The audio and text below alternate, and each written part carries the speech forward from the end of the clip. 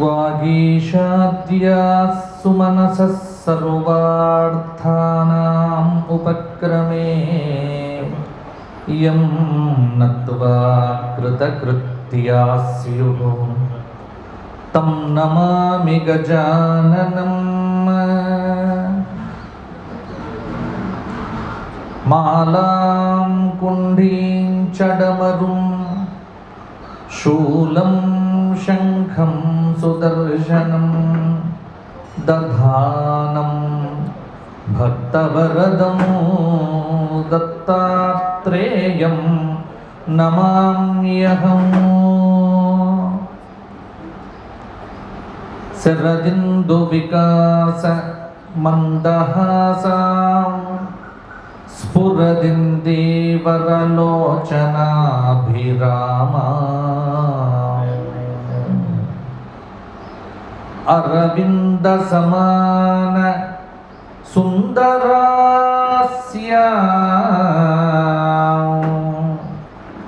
अरविन्दासन सुन्दरीम् उपासे।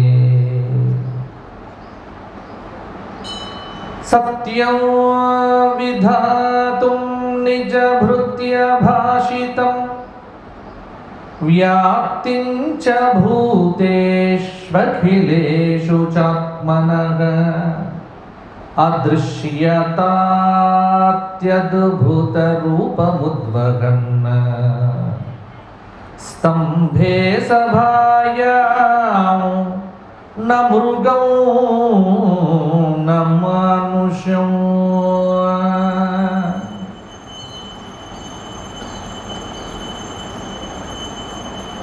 नमोऽस्तु रामाय सलक्ष्मणाय देव्यै च तस्यै जनकात्मजायै। नमोऽस्तु रुद्रेन्द्र यमानिलेभ्यः नमोऽस्तु चन्द्रार्क मरुद्गणेभ्यः।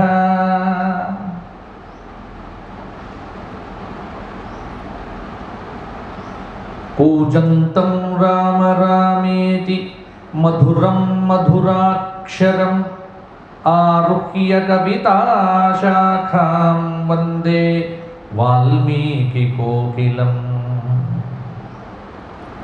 अचतुर्वदनो ब्रह्मद्विबाहुः अपरो हरिः अफाललोचनः शम्भुः भगवान् बादरायणः। श्रुतिस्मृतिपुराणानाम् आलयं करुणालयं नमामि भगवत्पादशङ्करं लोकशङ्करम्। सदाशिवसमारम्भां व्यासशङ्करमध्यमाम् अस्मदाचार्यपर्यन्तां वन्दे गुरुपरम्पराम्।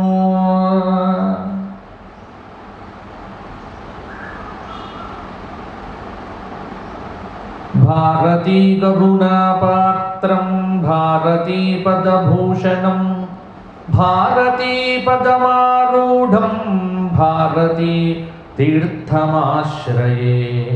विद्या विनय संपन्नं वीतरागं विवेकिनं वन्दे वेदान्त तत्त्वज्ञं विधुशेखर भारती।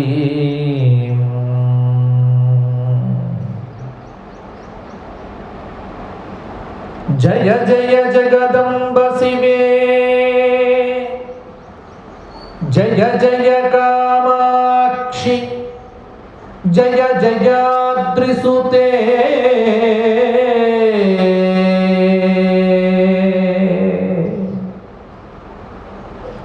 जय जय महेश दयिते जय जय चिद्गगन कौमुदी धारे।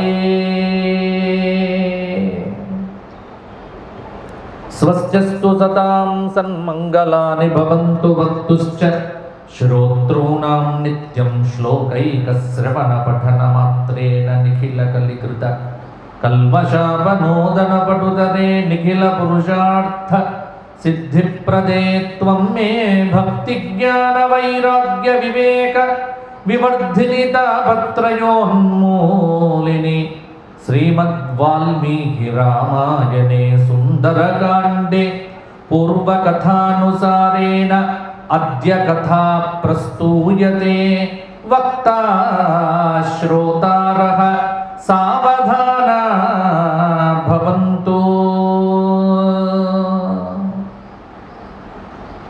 జగద్గురువుల దివ్య చరణారవిందములకు సాష్టాంగ ప్రణామములు సమర్పణం చేస్తూ అస్మత్ గురు చరణారవిందాభ్యాం నమః.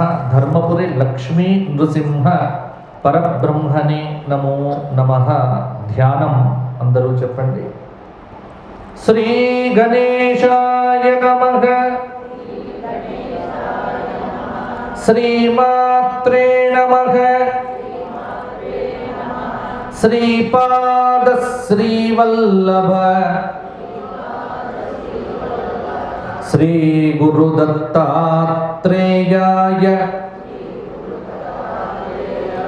సద్గురు పరబ్రహ్మణే నమః. వసుదేవసుతో దేవో కంసచానూరమర్దనో దేవకీ పరమానందం కృష్ణం వందే జగద్గురుం శ్రీరామ రామ రామేతి రమే రామే మనోరమే సహస్రనామ తత్తుల్యం రామనామ వరాననే. శ్రీ వెంకటేశ చరణౌ శరణం ప్రపద్యే. విశ్వేశం మాధవం డుంఢ్యో దండపాణించ భైరవం వందే కాశీం గుహాం గంగాం భవానీం మణికర్ణికాం. నమోస్తు రామాయ సలక్ష్మణాయ దేవ్యై చ తస్యై జనకాత్మజాయై.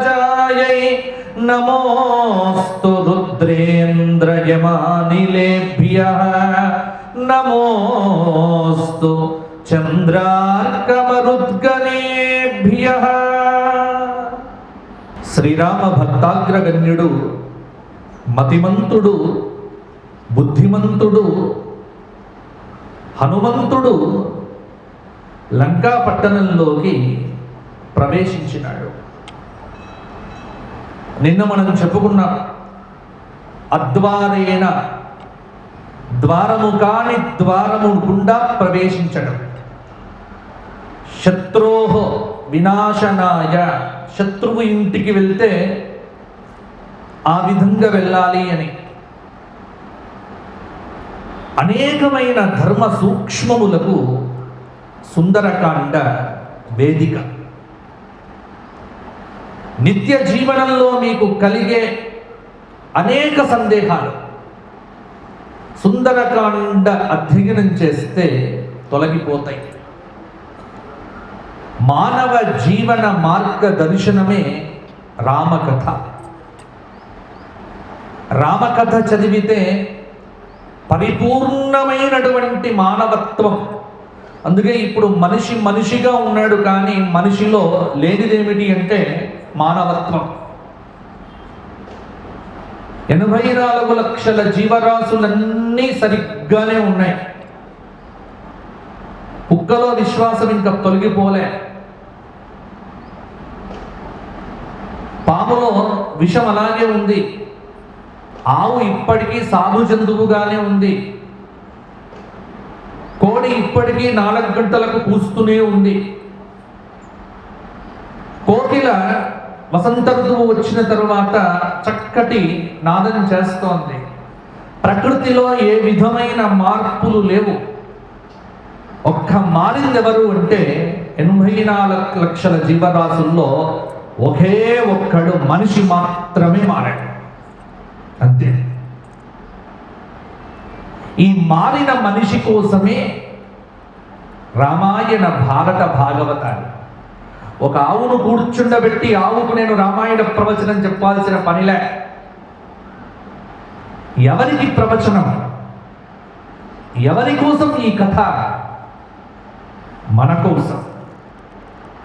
వక్ర మార్గంలో పట్టినటువంటి బుద్ధులను సరి అయిన రీతిలో తీర్చిదిద్ది మోక్షపథం చేరుకోవటానికి ఉపయోగపడేటువంటి కథ రామకథ. కాబట్టే ఒక చోట వ్రాసినారు, మృత సంజీవనం రామచరితం.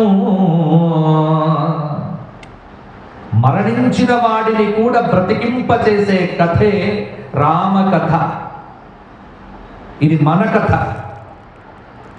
నిత్య జీవితంలో ఉపయోగపడే కథ.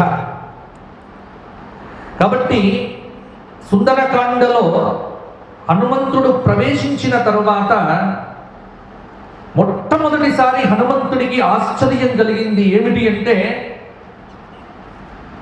ఒక అరణ్యము నుండి నగరానికి వచ్చాడు. ఆ నగరం అంటే అత్యాధునికమైన నగరం. హనుమంతుడు మొట్టమొదలు అయోధ్యను చూడలే. కిష్కింధ తర్వాత హనుమంతుడు చూసినటువంటి పట్టణమే లంక. ఎప్పుడైతే హనుమంతుడు లంకా పట్టణంలోకి ప్రవేశించిన తరువాత ఆ లంక యొక్క వైభవం, ఆ యుగంలో, ఆ యుగము నుండి ఈ యుగము వరకు కూడా ప్రపంచంలోనే అత్యాధునికమైనటువంటి నగరం ఏదైనా ఉంది అంటే అది ఒకే ఒక్క నగరం, లంకా నగరం.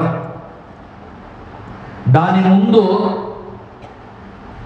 ఈ హైదరాబాద్ పనికిరాదు, ఈ బొంబాయి పనికిరాదు, బెంగళూరు పనికిరాదు, లేకపోతే అమెరికాలో ఉన్న లాస్ వెగాస్, లాస్ ఏంజిల్స్ ఇవి కూడా పనికిరావు. అత్యాధునికమైన నగరం లంక. ఎంత వర్ణన ఉందో తెలుసా సుందరకాండలో? మనమంతా స్కిప్ చేసి వెళ్తున్నాం. 3 రోజుల ప్రవచనంలో నేను చెప్పాను మీకు కేవలం గ్లిమ్స్ ఆఫ్ సుందరకాండ, కొన్ని అంశాలు మాత్రమే మనం చెప్పుకుంటున్నాం. రోడ్డు పక్కన భవనాలు, భవనాల లోపల అలంకారాలు, అలంకారాల యందు పొదిగినటువంటి రత్నాలు, ఫ్లోరింగ్తో సహా, గోడలతో సహా, గోడ మీద బొమ్మలతో సహా, బొమ్మల యందు రంగులతో సహా, వారి వాహనాలతో సహా ప్రతి ఒక్కటి కూడా వదిలిపెట్టలేదు వాల్మీకి మహర్షి. ఇంత సుందరమైనటువంటి లంకను మొట్టమొదటిసారి చూస్తున్నాడు పాపం. ఎలా ఉంది అంటే హనుమంతుడి పరిస్థితి, అసలు నగరం ఇలా ఉంటుందా? ఒక ఇంటికి వెళ్ళినాడు, రాత్రి 12 అయింది. అప్పటికి అర్ధరాత్రి కదా. విపరీతమైనటువంటి అల్లరి వినిపిస్తోంది ఇంట్లో. ఆ ఇంటికి లోపలికి వెళ్తే లోపల బ్రహ్మాండమైనటువంటి డ్యాన్సులు చేస్తున్నారు అందరూ కూడా. ఒక ఇంటికి వెళ్తే 12 నుంచి 1 మధ్యలో తింటూ తాగుతూ ఉన్నారు. రాత్రి 12 తరువాత మొదలు పెట్టే ఈ వ్యవహారాలన్నీ ఉన్నాయే ఇవాళ మనకు ఇవన్నీ మీకు ఎక్కడ కనిపిస్తాయి? ఆధునిక నగరాల్లో కనిపిస్తాయి. ఆధునిక నగరాల్లో పెట్టుకున్నటువంటి పేర్లు ఏమిటి? పబ్బులు. ఈ పబ్బుల సంస్కృతి లంకా పట్టణ సంస్కృతి, గుర్తుపెట్టుకోండి. లంకలో ఆనాటికే పబ్బులు ఉన్నాయి.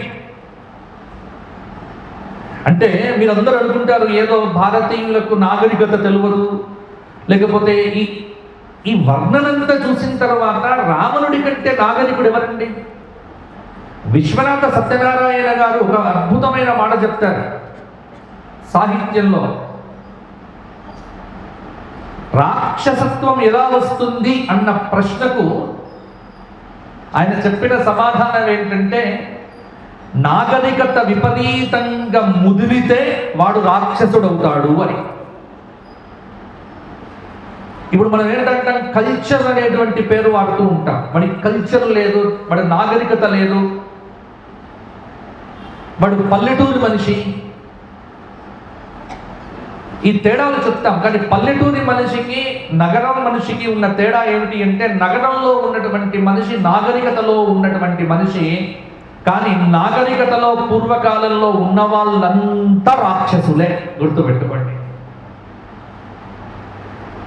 రాక్షస సంస్కృతి ఎలా ఉందో సుందరకాండ చదవండి, మీకు అర్థమవుతుంది. ఒక ఇంటికి వెళ్తే లోపల దర్భలు పట్టుకొని హోమాలు చేస్తున్నారు. రాత్రి 12 గంటల తరువాత భోజనం చేసేటువంటి ప్రతి వాడు కూడా రాక్షసాంశ సంభూతుడే. గుర్తుపెట్టుకోండి. ఎవ్వరు తిన్నా రాత్రి 12 నుంచి ఉదయం 5 లోపల ఎవడైతే భోజనం చేస్తాడో వాడి నరనరాల్లో వాడు మానవ రూపం ధరించినటువంటి అసుర స్వరూపం.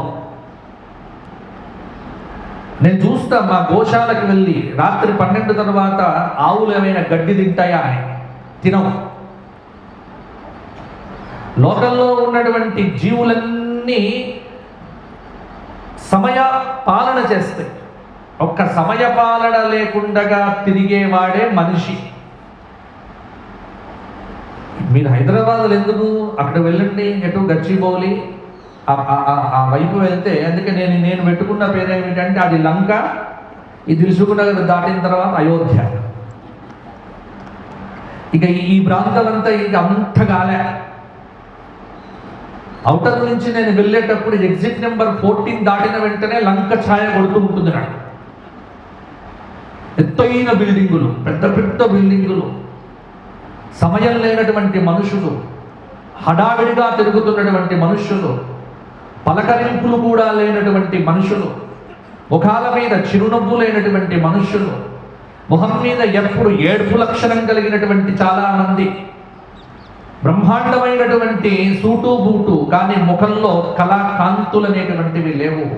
తృప్తి లేనటువంటి జీవనంలో అసంతృప్తితో బతుకుతున్నటువంటి ఈ ఆధునిక నాగరికత సమాజానికి ఈ లంకా పట్టణం యొక్క వర్ణన ఎందుకు అంటే, ఇంత లంకను వర్ణించి చిట్ట చివరికి తోకబెట్టి నిప్పు పెట్టి బూడిద చేస్తాడు లంక.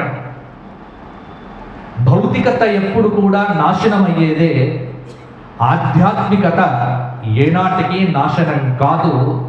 అందుకే వాల్మీకి రామాయణంలో అయోధ్య వర్ణన మొత్తం కలిగితే 30-40 శ్లోకాలు లేవు. కానీ లంకా పట్టణ వర్ణన దాదాపుగా 200-300కు పైగా శ్లోకాలు ఉన్నాయి సుందరకాండలో మనకు కనిపిస్తాయి. కాబట్టి ఇక్కడ చూడండి ఎంత అద్భుతమైనటువంటి వ్యవహారం. ఇన్ని చూచాడు హనుమంతుడు.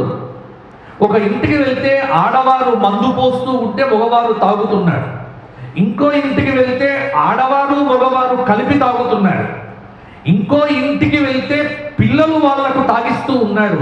ఇప్పుడు చెప్పండి, ఇది ఆధునికత లేకపోతే ప్రాచీనత? మీకు లంకలో నేను ఒక్కొక్క శ్లోకాన్ని మీకు నిరూపణ చేస్తాను. అంటే ఎంత ఆధునిక నాగరికత పరిఢవిల్లిందో ఒకప్పుడు.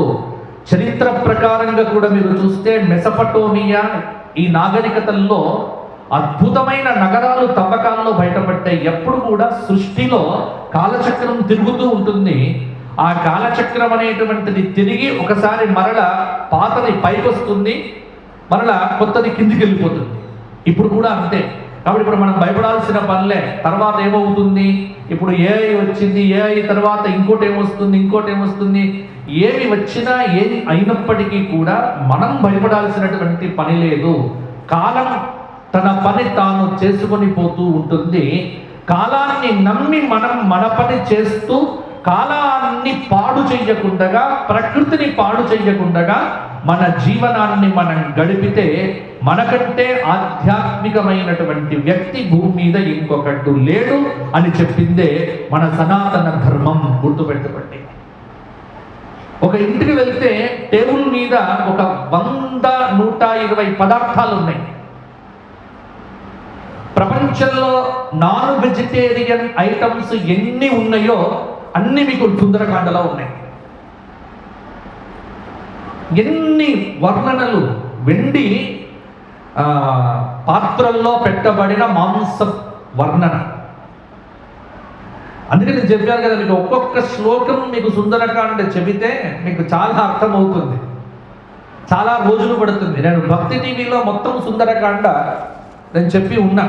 అంటే శ్లోకంగా పారాయణం చేసినటువంటిది ఉంది. శ్లోకంగా మనం దీన్ని చెప్పుకుంటే ఒక్కొక్క అధ్యాయంలో హనుమంతుడు వెతుకుతాడు.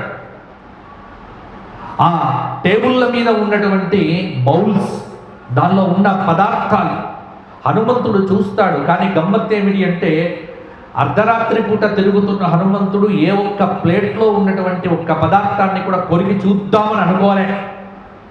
ఎందుకంటే ఆయన హనుమంతుడు కాబట్టి. ఆ ప్లేస్లో మనం ఉంటే ముందు తిని తర్వాత పనిచేసేవాళ్ళం.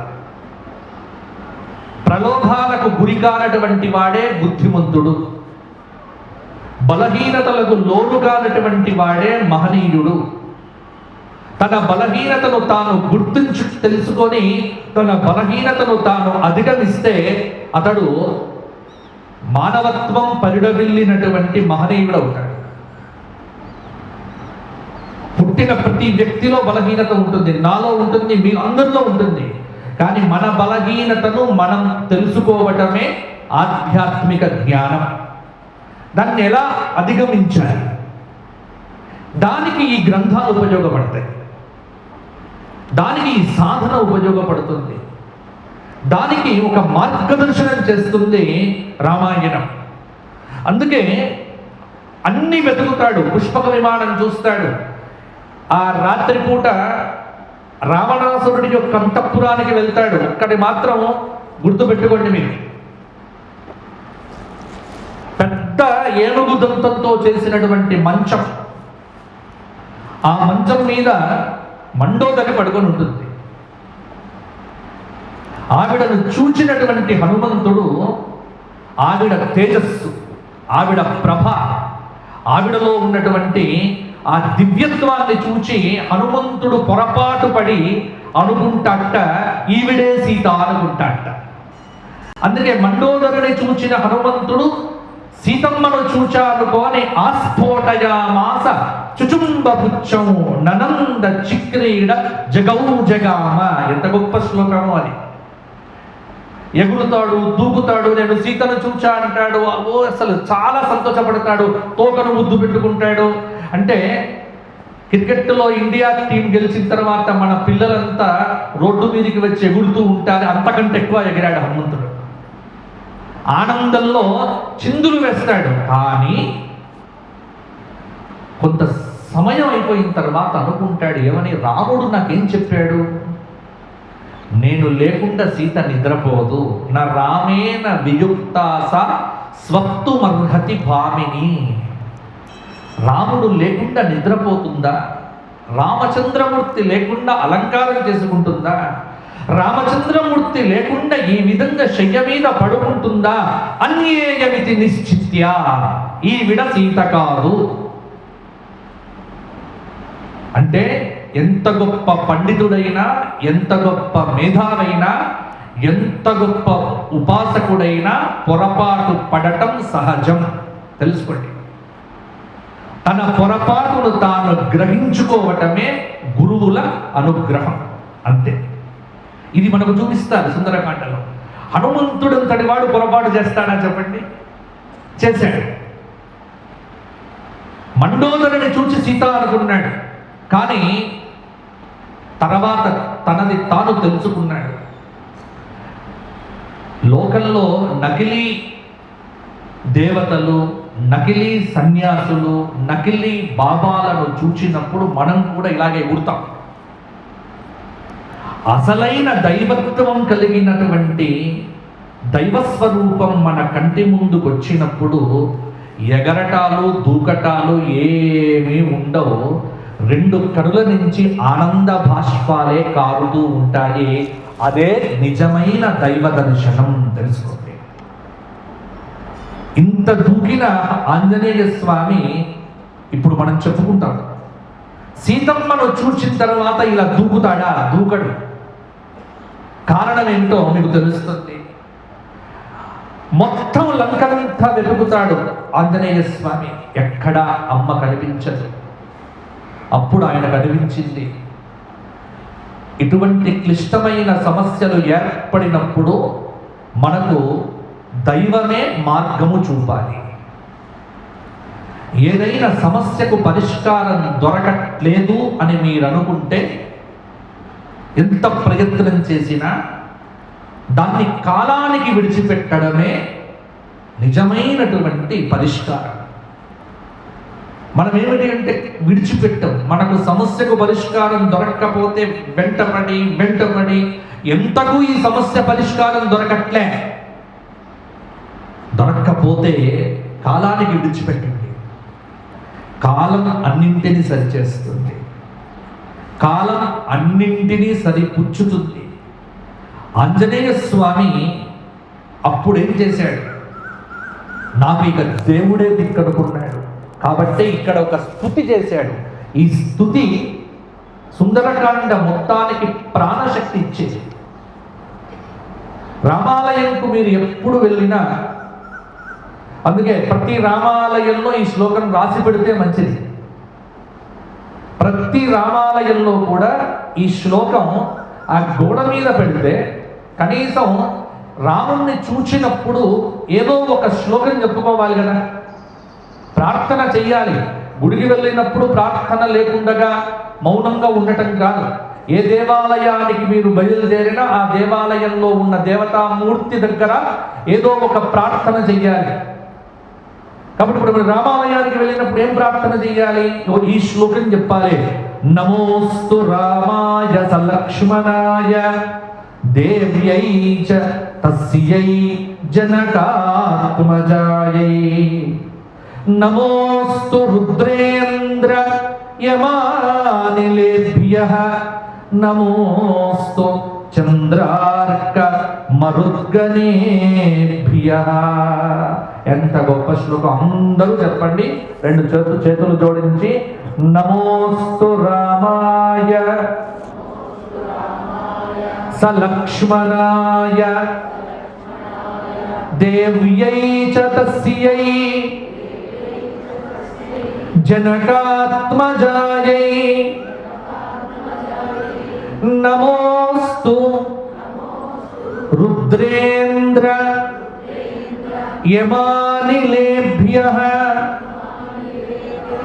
నమోస్తు చంద్రార్క మరుద్గణేభ్యః. ఇది స్తుతి. ఇది మీకు ఉపదేశం. ఇప్పుడు మీరందరూ ఈ శ్లోకాన్ని చెప్పుకోవచ్చు. రామాలయంలో కూర్చొని రాముడి యొక్క సన్నిధిలో మనమందరం చెప్పుకున్నాం. ఎక్కడైనా మీరు ముఖ్యమైన పనికి వెళ్తున్నప్పుడు ఈ శ్లోకాన్ని తలుచుకోండి. ఇది కార్యసిద్ధి శ్లోకం. గుర్తుపెట్టుకోండి. ఇది కార్యసిద్ధిని కలిగింపజేస్తుంది. అన్వేషణ చేస్తున్న హనుమంతుడికి మార్గము దొరకలే, సీతమ్మ కనిపించలే,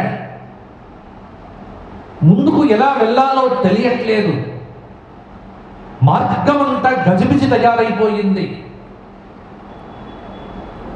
నా ప్రయాణం అంతా వ్యర్థమవుతుందా అని అనుకున్నట్ట. అప్పుడు గురువుల అనుగ్రహంతో ఇది స్ఫురణకు వచ్చింది. ఇది చాలా గొప్ప శ్లోకం అండి. ఎందుకంటే దీంట్లో ఏమిటి? ఇది వైదిక దేవతా ప్రార్థన. అంటే వైదిక దేవతలు అని ఇప్పుడు మనం మార్చుకోవాలి. ఆధునిక దేవతలు, వైదిక దేవతలు. సనాతన ధర్మ దేవతలు, ఆధునిక దేవతలు. ఆధునిక దేవతలు అంటే ఈ 100-200 సంవత్సరాల్లో దేవతా స్వరూపములుగా భావించబడుతున్నటువంటి వారు. వైదిక దేవతలు అన్నప్పుడు వేదకాలము నుండి ఆరాధించబడుతున్న దేవతలు. ఈ శ్లోకంలో మీకు ఎవరెవరు వచ్చారు? వసువులు 8 మంది, రుద్రులు 11 మంది, ఆదిత్యులు 12 మంది, అశ్విని దేవతలు 2, మరుద్గణాల ప్రధాన భాగాలు 7, వాటి వర్గాలతో కలిపితే మొత్తం 49. ఈ 49 మంది దేవతా మూర్తులకు ఈ ఒక్క శ్లోకంలో హనుమంతుడు నమస్కారం చేసినాడు. ఎంత గొప్ప స్తుతి చెప్పండి! ఒక్క శ్లోకంలో ఇంతమంది దేవతలు వస్తారా? ఇంతమంది దేవతలు వస్తారు. దీనిలో ఇంకా విశేషమైనటువంటి అర్థాలు ఉన్నాయి. నిజానికి మనకు సమయం సరిపోదు కాబట్టి, ఎందుకంటే ఇది మంత్రశాస్త్ర విశేషం. ఇక్కడ ఈ శ్లోకం రామరక్షా స్తోత్రం మీరు పారాయణం చేశారా ఎప్పుడైనా? రామరక్ష చెయ్యండి, చాలా గొప్ప స్తోత్రం. 60 సంవత్సరములు దాటిన ప్రతి ఒక్క వ్యక్తి స్మరించదగిన స్తోత్రం ఏమిటి అంటే రామరక్షా స్తోత్రం. చాలా గొప్ప స్తుతి. రామరక్ష మీకు మృత్యు భయాన్ని తొలగింపజేస్తుంది. మృత్యు భయము అంటే మరణం రావటం కాదు, మరణం వస్తుందనే భయం కాదు, మరణాన్ని ఆహ్వానించేటువంటి శక్తి. తప్పించుకోవడం కాదు, ఎప్పుడు కూడా చావు నుంచి తప్పించుకోవడం ఎవరి తరము కాదు. కానీ మరణాన్ని నీవు ఆహ్వానం చేసి దానికి తల వంచి నమస్కారం చేయడం అంటూ ఉన్నదే, అది ఇక్కడ ప్రధానమైనటువంటి లక్షణం. ఇక్కడ దేవ్యై చ తస్యై, ఈ తస్యై అనేటువంటి ఈ సంస్కృత ఈ ప్రత్యయం మీరు చూస్తే కనుక అమ్మవారు ఎవరు? దేవి. దేవి అసలు తత్వం. తస్యై సంస్కృతంలో తస్యై అనేటువంటిది తచ్చబ్దం యొక్క స్వరూపం. తత్ అంటే ఏంటి మీకు తెలుసు కదా? తత్. సుందరకాండ మనం మొదలు పెట్టింది ఏమిటి? తత్. తతో రావణ నీతాయాహ అక్కడ మొదలు పెట్టాం కదా. ఇక్కడ తస్యై అంటే తత్ శబ్దం. సంస్కృతంలో తత్ అంటే ఇక్కడ ఏమిటి అంటే అది. అది అన్నప్పుడు దానికి అర్థం ఎలా చెప్పుకోవాలి? అది అంటే అనిర్వచనీయ. దేన్నైతే సంపూర్ణంగా నిర్వచించలేమో అది అనిర్వచనీయ. అటువంటి వాటినే అది అనేటువంటి మాటతో వాడుతారు. కాబట్టి ఇక్కడ అది అనేటువంటి శబ్దం స్త్రీలింగం వచ్చినప్పుడు స్త్రీలింగంలో అది సా అనే శబ్దంగా మారిపోతుంది. ఇక్కడ సా అనేటువంటి శబ్దం మీరు శబ్దాల్లో చతుర్థి విభక్తిలో దీన్ని వాడితే తస్యై అని వస్తుంది. సా అనేటువంటిది మీకు సంస్కృత శబ్దాల్లో చతుర్థి విభక్తిలో వాడినప్పుడే తస్యై అనేటువంటి రూపంగా ఇది మారుతుంది. కాబట్టి ఇక్కడ తస్యై అన్నప్పుడు ఆమెకు నమస్కారం అని అర్థం. ఎవరు ఆమె? ఆమెకు నమస్కారం అన్నాడు ఇక్కడ ఎవరు? ఆంజనేయ స్వామి వారు. ఆమె అని ఎందుకన్నారు? ఈమె అని చెప్పలేదే, ఆమె అన్నారు. ఈమె అనలే కదా. ఆమె అని ఎందుకన్నాడు? ఈమె అని ఎందుకనలేదు అంటే ఇక్కడ ఈమె అంటే ఇదం ప్రత్యయం, ఇదం శబ్దం. ఈమె అని చెప్పాలంటే అక్కడ ఇదం వాడాలి శబ్దాన్ని సంస్కృతంలో. కాబట్టి ఇక్కడ ఇదం అనేటువంటిది వాడలే, ఆమె అన్నారు. కారణం ఏమిటి అంటే ఎంత లోతైనటువంటి అర్థము ఈ శ్లోకంలో మీరు గమనిస్తే చూడొచ్చు. అనిర్దేశ్యమైనటువంటి పరబ్రహ్మ స్వరూపమైనటువంటి జగజ్జననిని ఇక్కడ మనకు ప్రతిపాదన చేస్తున్నాడు. ఆవిడ ఎవరు అన్నప్పుడు ఆవిడ ఎవరు అన్నది మనం తెలుసుకోలేము. ఆవిడ ఎవరు అంటే ఆవిడను వీళ్ళు లలితా సహస్రనామం చేస్తారు కదా అందరూ కూడా. ఆ లలితా సహస్రంలోనే తత్పద చితిస్తత్పద లక్షార్థ చిదేక రసరూపిణి, ఎంత గొప్ప నామం.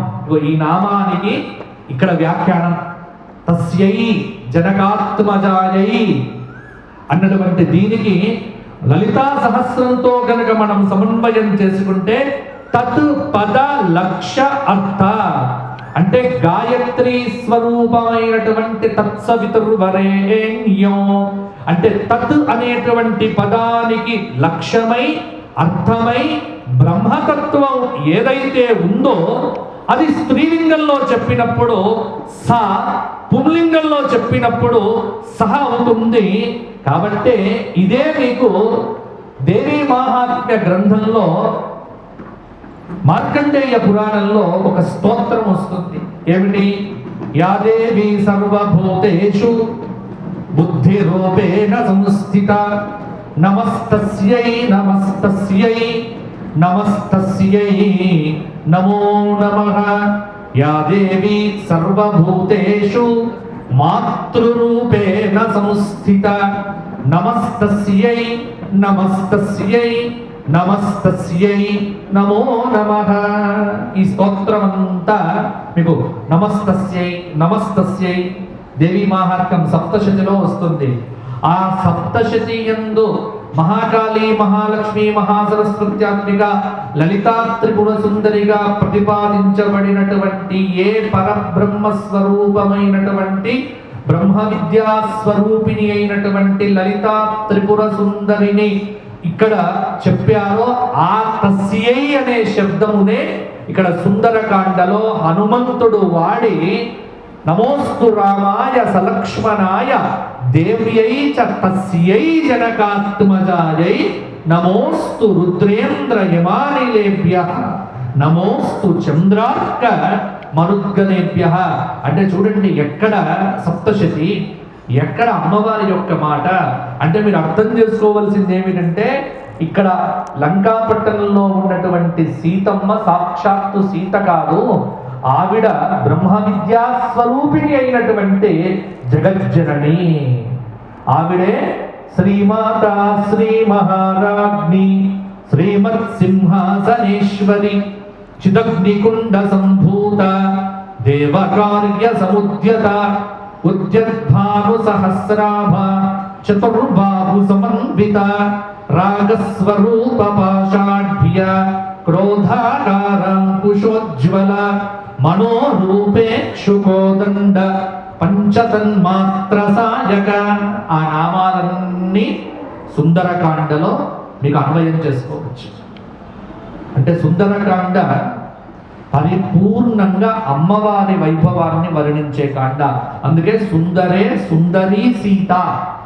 ఆ సుందరి ఎవరు అన్నప్పుడు ఆవిడ లలితా త్రిపుర సుందరి, ఆవిడ పరబ్రహ్మ స్వరూపిణి. కాబట్టి ఇక్కడ దేవతా సూక్తంలో అమ్మవారి యొక్క ఈ వైభవాన్ని కూడా వర్ణిస్తూ చక్కగా ఇక్కడ ధ్యానం చేశాట. ఆ ధ్యానంలో ఆంజనేయ స్వామి వారికి ఒక శక్తి, ఒక ప్రభ వెలిగింది.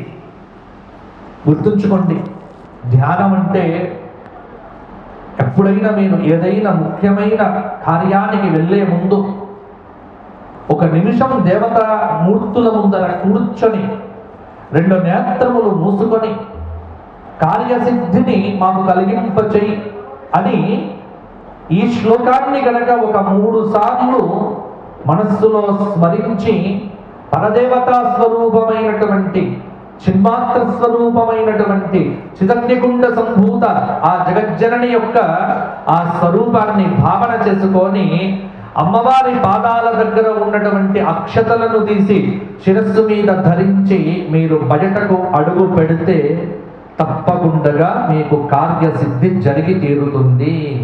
ఇది ప్రాచీన పద్ధతి. ఎక్కడికి మనం బయలుదేరినా దేవతా ప్రార్థన చెయ్యాలి. మన చిన్నతనంలో ఇవన్నీ మనకు అలవాటు. ఎప్పుడు బయటకు వెళ్ళినా పెద్దవారికి నమస్కారం చేయడం. ఇంట్లో ఎవరు పెద్ద ప్రయాణం చేయబోతున్నా ప్రయాణానికి వెళ్ళే ముందు ఇంట్లో పెద్దవారికి దండం పెట్టాలి. ఇప్పుడు ఆ దండాలు లేవు, కోదండాలు లేవు, ఏవి. పెద్దవారికి దండం పెట్టడం వల్ల వచ్చే ప్రయోజనం ఏంటి ఇక్కడ చూపించారు సుందరకాండలో. ఇంకా మనం నిన్న మిస్ అయిపోయాం, సమయం లేక నేను చెప్పలే. హనుమంతుడు కూడా ప్రయాణం చేసేటువంటి సమయంలో ఆయన నమస్కారం చేస్తాడు. ఎవరికి అంటే ఆయన తూర్పు వైపు తిరిగి రాముడికి నమస్కారం చేస్తాడు, సూర్యుడికి నమస్కారం చేస్తాడు, ఇంతమందికి నమస్కారం చేసి బయలుదేరుతాడు.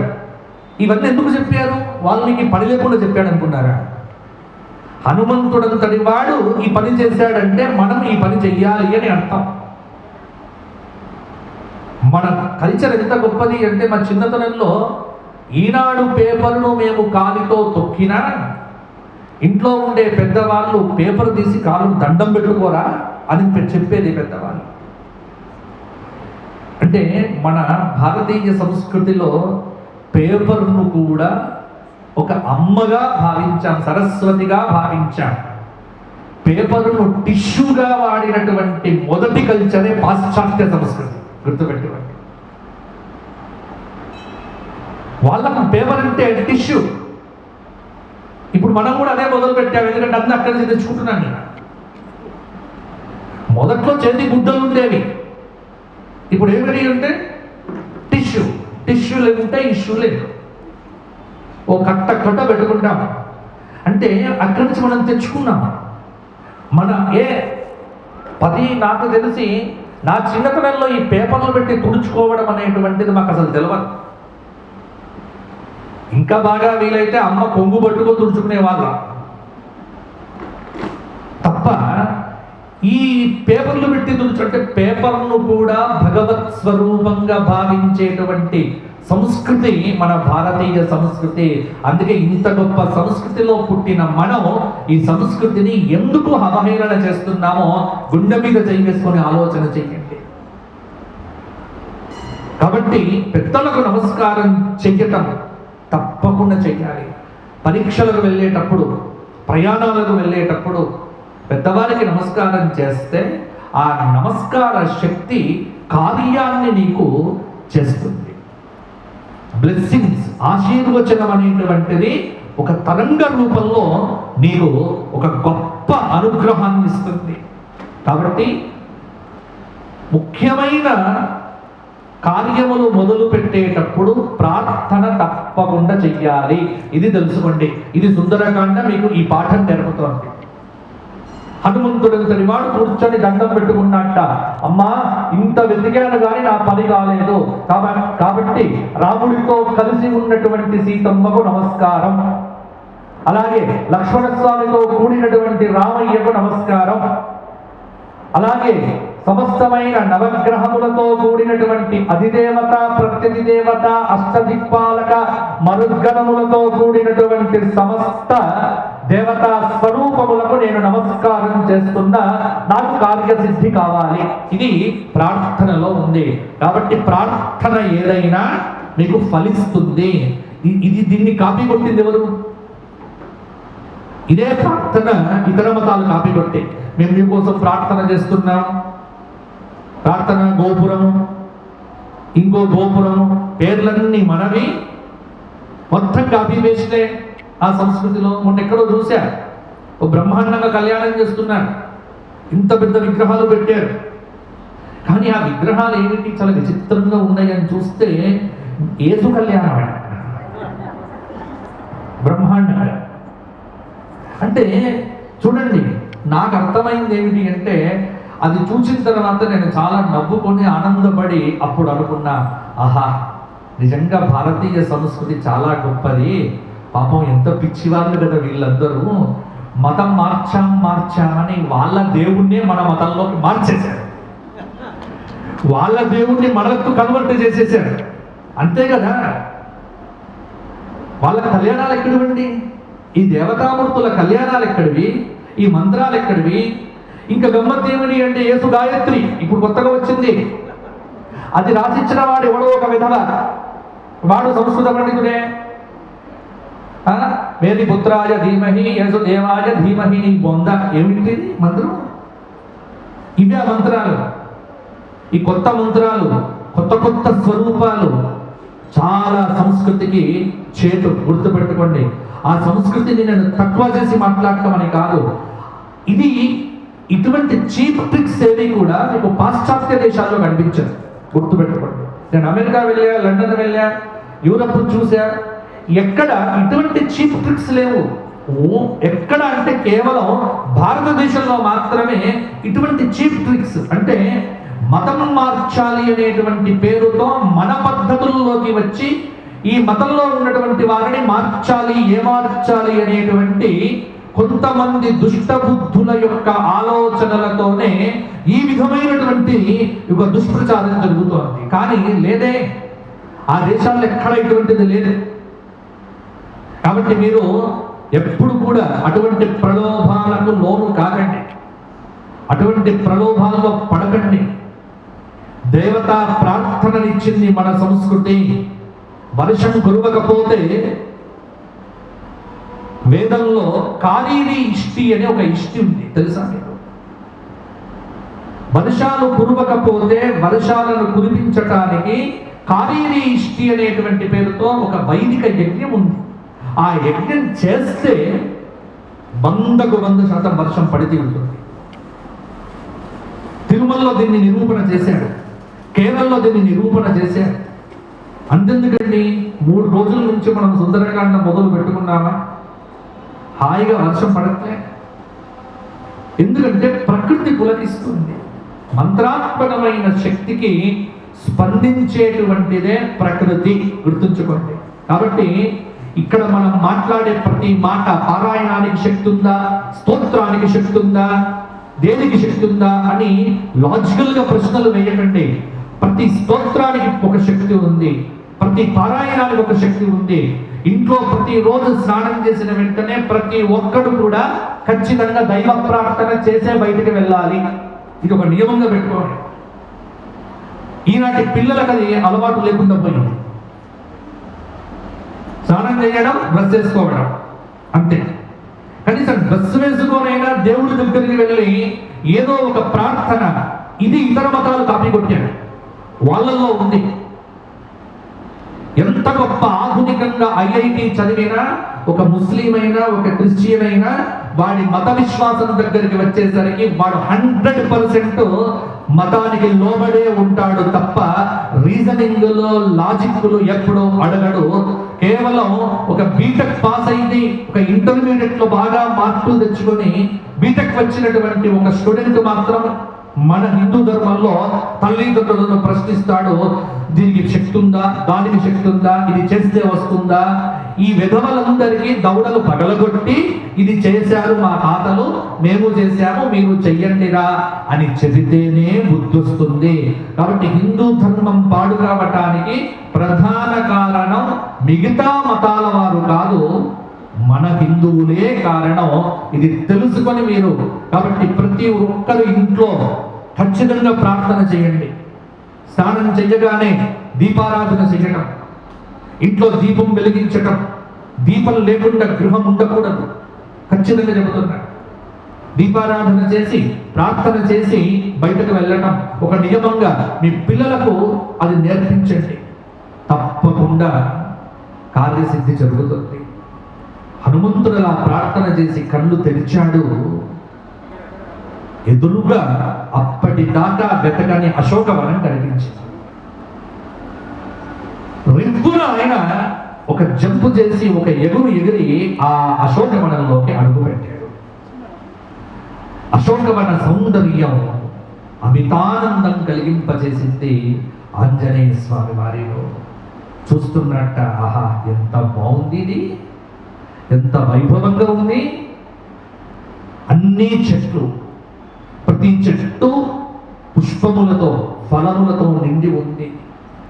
ప్రకృతి ఎంత రమణీయంగా ఉందో ఆ రమణీయమైనటువంటి ప్రకృతి యొక్క విశ్వరూప సౌందర్యం లంకా పట్టణంలో అశోకవనంలో దర్శనమిస్తూ ఉన్నది. ఆ ప్రకృతి యొక్క శోభను చూచి ఆనందపడిపోయాడు.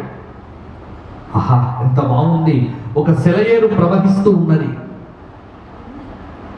ఒక వృక్షం పైన ఎక్కి కూర్చున్నట్ట. కూర్చొని ఉంటే అర్ధరాత్రి 1 గంట తరువాత వేద పండితుల యొక్క వేదనాదాలు వినిపించాయి. ఈ అర్ధరాత్రి సమయంలో వేదం ఏమిటి అని చూచాడు. రావణాసురుడు వచ్చాడు. సీతమ్మతో మాట్లాడాలి అనుకున్నాడు. ఆ శబ్దాలన్నీ వింటున్నట్ట. ఎక్కడ ఉంది జగన్మాత భూజాత సకల సద్గుణోపేత ఆ తల్లి అని ఆ అశోకవనం అంతా చూస్తూ చూస్తూ చూస్తూ చూస్తూ ఉండగానే తాను ఎక్కడైతే చెట్టు మీద కూర్చొని ఉన్నాడో ఆ చెట్టు కిందనే ఒక అనిర్వచనీయమైన అద్భుతమైనటువంటి దివ్య లావణ్య తేజస్సు కనిపిస్తోంది. అందుకే అక్కడ వాల్మీకి మహర్షి ఎన్ని శ్లోకాల వర్షం ఇక్కడ మీకు కనిపిస్తుంది. ఒక అధ్యాయం జగన్మాత అయినటువంటి సీతాదేవి యొక్క దర్శనాన్ని మనకు అద్భుతంగా వర్ణించి చూపించాడు వాల్మీకి మహర్షి. చూడండి, దదర్శ శుక్ల పక్షాదౌ చంద్రరేఖామివామలా. ఎలా ఉంది ఆ తల్లి అంటే శుక్లపక్షంలో వృద్ధి పొందేటువంటి చంద్రరేఖలాగా, నివురు కప్పినటువంటి నిప్పులాగా, మార్గము తప్పినటువంటి లేడిపిల్లలాగా, ఇలా ఆ శింశుభా వృక్షము కింద కూర్చొని ఏకవస్త్రంతో నివురు నిట్టూర్పులు కురిపిస్తూ తతో మలిన సంవీత, మలినమైనటువంటి వస్త్రము అని ఒక అర్థము, మలినమైనటువంటి రాక్షస హృదయములో ఎదురుగా ఉంటే వారి మధ్యలో కూర్చున్నటువంటి ఆ తల్లి అక్కడ అలా విధంగా ఉంది. అందుకే చూస్తున్నట్ట. అప్పుడు ఆ జగన్మాత యొక్క దివ్య లావణ్య సౌందర్య స్వరూప పాతివ్రత్య తత్వాన్ని ఆ మతిమంతుడు హనుమంతుడు ఒక్కసారిగా ఆ జగజ్జనని చూచిన వెంటనే ఆయన 2 కనుల నుంచి అప్రయత్నంగా 2 కన్నీటి బిందువులు చెంపల మీదికి కారి కింద పడ్డాయట. ఏమిటి అంటే, అయ్యయ్యో ఏమి తల్లి, చతుస్సముద్రధరా మండితమైన ఈ భూమండలాన్ని ఏకఛత్రాధిపత్యంగా పరిపాలించినటువంటి హరివీర భయంకరుడైన దశరథ మహారాజు యొక్క కోడలైనటువంటి జగన్మాత సీతమ్మకు ఇటువంటి కష్టమా? ఈ లోకానికి మిత్రుడై, లోకానికి మార్గదర్శకుడై, దేవాది దేవుడై, అఖిలాండ కోటి బ్రహ్మాండ నాయకుడై, ఆదిమధ్యాంతరహితుడైనటువంటి ఆ శ్రీరామచంద్రమూర్తి యొక్క అర్ధాంగి అయినటువంటి సీతమ్మ కూడా ఇన్ని కష్టాలు వచ్చాయి అంటే కాలోహి దురతిక్రమ అని 2 చేతులెత్తి ఆవిడకు ఒక నమస్కారం చేశాట. సుందరకాండలో సీతమ్మను ఆంజనేయ స్వామి వారు చూడటమే అసలు సిసలైనటువంటి సిద్ధి. ఆ జగన్మాత యొక్క దర్శనంతో ఆయనకు బరువెక్కింది. ఎప్పుడు కూడా పరిపూర్ణమైనటువంటి దేవతా దర్శనం నీకు ఆనంద బాష్పాలను ఇస్తుంది. ఎదురు చూస్తూ మనం వైకుంఠ మార్గంలో వెళ్ళి క్యూ కాంప్లెక్స్ లో అడుగుపెట్టి ఆ మహాద్వారం దగ్గర నుంచి లోపలికి వెళ్ళిపోయి ఆ ధ్వజస్తంభానికి ఏదో ఒక్క నమస్కారం చేసి అద్భుతమైనటువంటి ఆ వెండి వాకిలి దాటి బంగారు వాకిలి లోపలికి అడుగుపెట్టి అలా తిరిగి లోపల అడుగుపెట్టి గరుడాల్వారును చూచి ఆ గరుడాల్వారికి ఒక నమస్కారం చేసి తల తిప్పితే ఎదురుగా జయ విజయుల మధ్యలో నుంచి అద్భుతమైనటువంటి ఒక దేదీప్యమైనటువంటి లావణ్యంతో కనిపిస్తున్నటువంటి అఖిలాండ కోటి బ్రహ్మాండ నాయకుడు నిత్య సచ్చిదానంద స్వరూపుడైనటువంటి ఆ వెంకటాచలపతిని తిరుమలలో ఆపాద మస్తకం చూచిన వెంటనే మనకేమనిపిస్తుంది అంటే 2 కనుల నుంచి ఆనంద బాష్పాలు. ఆహా, వెంకటాచలపతి ఎంత సుందరంగా ఉన్నావయ్యా, ఏమి తులసిమాలల గుబాలింపో, ఏమి లావణ్యమో, ఏమి సౌజన్యమో, ఏమి దివ్య స్వరూపమో అని భక్తితో ఏడుకొండలవాడ వెంకటరమణ గోవింద అని గట్టిగా మనం ఒకసారి అరచి ప్రతివాడి కనులలో ఆ 2 కన్నీటి బిందువులు బయటకు వస్తాయి. భగవద్ దర్శనం ఇలా ఉంటుంది. భగవద్ దర్శనం చేయాల్సిన పద్ధతి ఇదే. హనుమంతుడు మండోదరుని చూసినప్పుడు ఇలా చూశాడా? కానీ మండోదరుని చూసినప్పుడు దూకాడు, ఎగిరాడు. ఇప్పుడు ఎగరటాలు లేవు, దూకటాలు లేవు. అంటే ఒక్కటి గుర్తుపెట్టుకోండి, నిజమైన దైవ దర్శనంలోనే మనిషి మౌనంలోకి వెళ్ళిపోతాడు. ఎప్పుడైతే నీకు దైవానుభూతి కలుగుతుందో మాటలు తక్కువైపోతాయి, చేష్టలు తక్కువైపోతాయి, ప్రపంచం మీద విరక్తి కలుగుతుంది, సమాజం మీద ఆసక్తి తగ్గిపోతుంది, మన లోపల అచింత్యమైన మార్పు కలుగుతుంది. ఆ దైవానుభూతిని పొందటమే మన ప్రయత్నం. దానికోసమే ఇదంతా. జీవితాంతం కష్టపడేది దేనికోసం అంటే గుడిలో చూచేటువంటి ఆ దైవాన్ని నీ మదిలోపల ప్రతిష్ఠ చేసుకోవడమే ఆధ్యాత్మిక సాధన. గుర్తుపెట్టుకోండి. గుడిలో చూచిన విగ్రహం ఇంటికి పోయిన తర్వాత కూడా కనులు మూసుకుంటే నీకు దర్శనం ఇస్తే నీ దర్శనం సుదర్శనమైనట్టు లెక్క. అంతే, అలా చేసుకోవాలి దర్శనం. కాబట్టి భగవతత్వాన్ని నీవు అనుభవించిన తర్వాత ఈ లౌకికమైనటువంటి వ్యవహారాల మీద ఆసక్తి తగ్గిపోతుంది. అందుకే ఇక్కడ చూడండి, తతో మలిన సంబీతాం రాక్షసీభిః సమావృతాం ఉపవాస కృశాం దీనాం విశ్వసంతీం పునః పునః దదర్శ శుక్లపక్షాదౌ చంద్రరేఖామివామలాం ప్రియం జనమపశ్యంతీం పశ్యంతీం రాక్షసీగణో స్వగణేన మృగీం హీనాం శ్వగనాభివృతామివ నీలనాగభయావేన్యా జగనం గతయైకయా నీలయా నీరదాపాయే వనరాజ్య మహీమివ తర్కయామాస సీతేతి కారణైరుపపాదిభిః హ్రియమానా దదాతేన రక్షసా కామరూపిణ మంద ప్రఖ్యయమానేన రూపేణ రుచిర ప్రభావో పినద్ధావో ధూమజాలేన శిఖామివ విభావసోః అశ్రుపూర్ణముఖీం దీనాం కృశాం అనశనేన చ శోకధ్యానపరాం దీనాం నిత్యం దుఃఖపరాయణాం. పొగచుట్టిన అగ్నిజ్వాలలాగా ప్రకాశిస్తున్నది జగన్మాత సీతమ్మ. ఆమె యొక్క జడ ఎలా ఉంది అంటే నల్ల త్రాచు లాంటి యొక్క జడ కలిగినటువంటి తల్లి. నీలనాగ భయావేన్య జగనం గతయైకయ అంటే తన యొక్క జడ ఆ మోకాలిని దాటి కిందికి వెళ్ళిందట. అర్థం ఏమిటి? నల్లటి త్రాచుపాములాగా ఉందట జడ. వాల్మీకి ఎందుకు ఇలా వర్ణించాడు చెప్పండి? ఈ డిస్క్రైబ్ ఎందుకు, ఈ వర్ణన ఎందుకు? ఎవరైనా సరే త్రాచుపాము మీద చేయి వేస్తే చావు ఒక్కటే వాడికి దిక్కు. మా సీతమ్మ మీద చెయ్యి వేశాడు అంటే వాడికి మృత్యువు తప్పదు అని చెప్పటానికే అటువంటి జగన్మాత భూజాత సకల సద్గుణోపేత ఆ జగజ్జనని మీద చెయ్యి వేసినటువంటి రావణాసురుడు బ్రతికి ఉండగలడా? ఆ తల్లిని ముట్టుకున్నటువంటి వాడికి మరణం తప్పదు కదా. ఆ మరణాన్ని ధృవీకరిస్తూ ఇక్కడ ఎంత వర్ణన అండి! ఒక్కొక్క శ్లోకం, ఒక్కొక్క మంత్రం మామూలు కాదు. అంటే చూచాడు, అమ్మవారి యొక్క చీరను చూచాడు. ఇక్కడ ఏకజడతో ఉంది.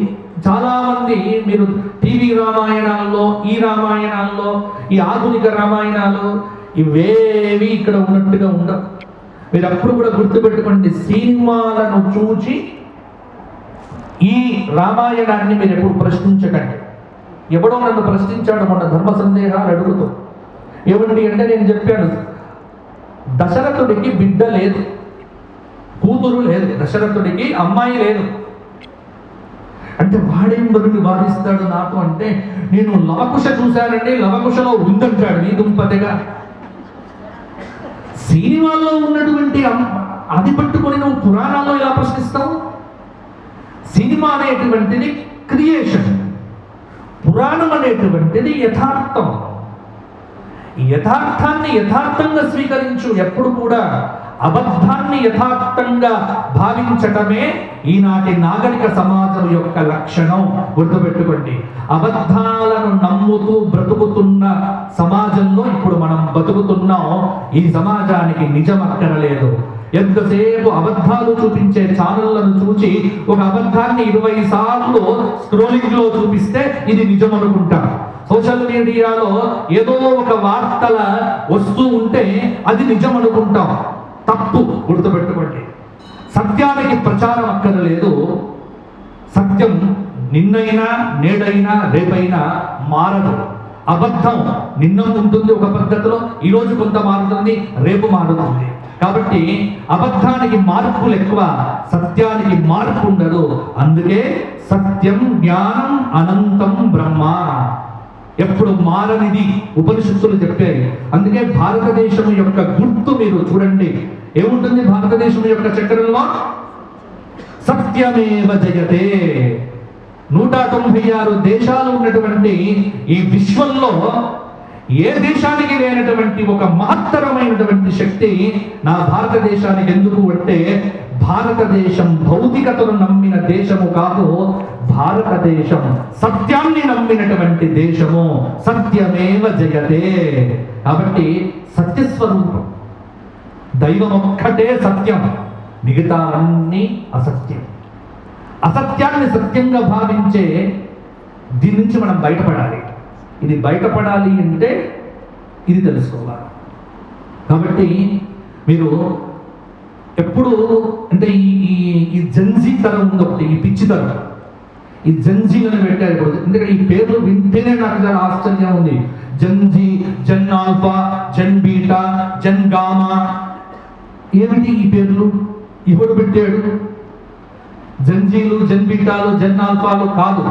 జెన్ బీటా అయినా, జెన్ ఆల్ఫా అయినా, ఇంకోడైనా ఏం వినాలి అంటే, నువ్వు నీ తాత ముత్తాతలు నడిచిన మార్గంలో నడిస్తేనే నీవు బాగుంటావురా. వాళ్ళకు వ్యతిరేకంగా వెళ్ళావు అంటే నీ బ్రతుకు నట్టేట మునిగిపోతుంది అని చెప్పే ఒకే ఒక్క సంస్కృతి భారతీయ సంస్కృతి. అందుకే మనకు సంవత్సరానికి ఒకసారి తర్జనం ఎందుకు పెట్టాలి అంటే, నీ ముత్తాతను, నీ తాతను, నీ తండ్రిని ఒక్కసారి గుర్తు పెట్టుకుంటే నీ బతుకేమిటో నీకు తెలుస్తుంది. అంతేగాని ఆల్ సోల్స్ డే అని ఏదో ఒక రోజున పెట్టుకునేటువంటిది కాదు.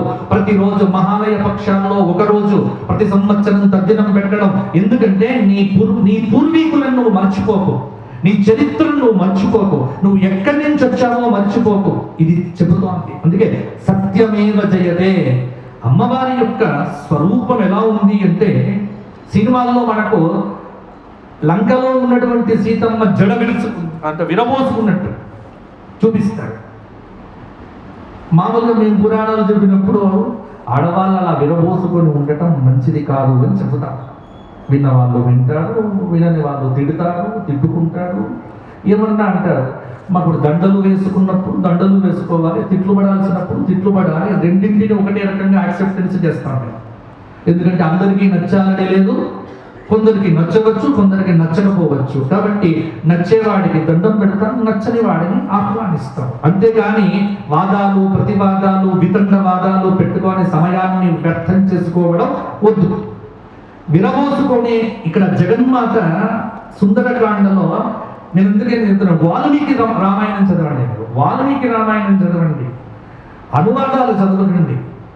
ఇవి కాదు చదవాల్సింది, మూలం చదవండి. అమ్మ ఎక్కడా విరబోసుకోలే. ఎందుకంటే ఇప్పుడు ఏమంటారు, ఏ స్త్రీ పూర్తయినా విరబోసుకునే ఉంటుంది, అమ్మవారు విరబోసుకునే ఉంటుంది విగ్రహాల్లో చూసి. కాబట్టి మేము విరబోసుకుంటాము. అమ్మవారికి నీకు పోలికేమిటి? సీతమ్మకు పోలికనా? అమ్మవారి జడ నడుము దాటి కిందికి వచ్చింది. నీల నాగభయావేన్య జఘనం గతయైకయ. ఇది ఇక్కడ సంస్కృతంలో వాల్మీకి మహర్షి చెప్పినటువంటిది. అటువంటి ఆ తల్లిని చూచాడు. చూచి ఒక నమస్కారం చేశాట. ఎప్పుడైతే ఆ తల్లి దర్శనం కలిగిందో ఆంజనేయ స్వామి వారికి పరిపూర్ణత్వం లభించింది. బోలో పవన తనయ హనుమానికి. శ్రీరామచంద్రమూర్తి అనుగ్రహంతో పరమ పవిత్రుడైనటువంటి ఆ ఆంజనేయ స్వామి మహాకాళి, మహాలక్ష్మి, మహాసరస్వతి, రాజరాజేశ్వరి, అంబిక, చండిక, దుర్గ, పరమేశ్వరి స్వరూపమైనటువంటి ఆ సీతమ్మ దర్శనంతో పరిపూర్ణత్వాన్ని పొందినాడు. అదే అర్ధరాత్రి సమయాన ఆ లంకా పట్టణంలో రావణాసురుడు వచ్చాడు. సీతమ్మతో మాటలాడని అనేకమైన చెప్పరానటువంటి భాషను వాడినాడు, మాట్లాడినాడు. అవన్నీ విన్నాడు. సీతమ్మ తిట్టింది రావణాసురుణ్ణి. అప్పుడు అనుకున్నట్ట, అయ్యో మా సీతమ్మతో మాట్లాడితే బాగుండేది అని. కానీ ఇంత లోపల ఆ సీతమ్మకు ధౌమాసౌ రక్షితవ్యౌ, 2 నెలలు నీకు గడువిస్తున్నాను అని చెప్పి రావణాసురుడు వెళ్ళిపోతాడు. 2 నెలల తరువాత నేను చెప్పిన మాట వినకపోతే నిన్ను ప్రాతకాలంలో నిన్ను ముక్కలుగా నరిగి నేను భోజనం చేస్తా అని చెప్పి భయపెట్టి వెళ్ళిపోతాడు రావణాసురుడు. ఈ మాటలన్నీ వృక్షం మీద కూర్చున్న ఆంజనేయ స్వామి వారు విన్నారు. ఆ తర్వాత ఈ మాటలు విన్నటువంటి ఆ సీతమ్మ దుఃఖపడ్డది, ఏడ్చింది, చాలా దుఃఖపడ్డది. అప్పుడు అనుకున్నదట ఏమిటి అంటే, పక్కన ఉన్నటువంటి రాక్షస స్త్రీలంతా భయపెట్టినారు ఆ సీతమ్మను చూచి.